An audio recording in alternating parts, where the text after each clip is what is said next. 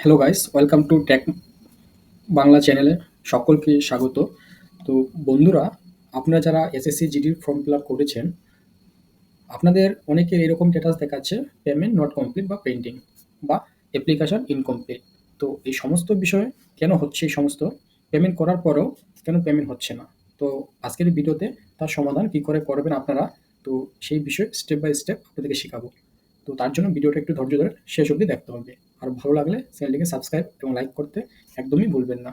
তো সবার প্রথম এখানটা আপনারা আপনাদের রেজিস্ট্রেশন নাম্বারটা দিবেন, দেওয়ার পর পাসওয়ার্ডটা দিবেন, তারপর ক্যাপচার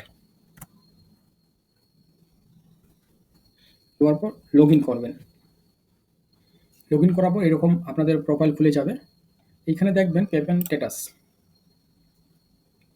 পেমেন্ট দেখান স্ট্যাটাস গেলে আপনি you have not paid the fees it. আমাকে পেমেন্ট করতে পারছি না। পেমেন্ট স্ট্যাটাস দেখবো আমরা এখন।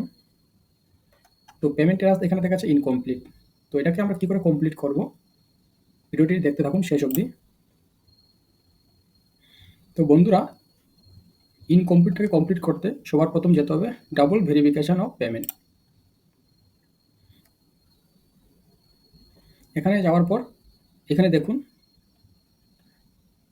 আপনাদের রেজিস্ট্রেশন নাম্বার শো করছে। এখানে আপনার ডেট অফ ট্রানজাকশন, কবে তারা পেমেন্টটা করেছেন আপনারা, সেই ডেটটা শো করছে এবং কত টাকা করেছেন।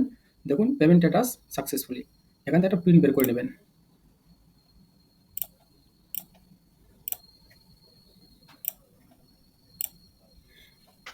তো সিম্পলি, তো বন্ধুরা এখানে দেখুন you if your fees is deducted please wait for 48 hours and check against.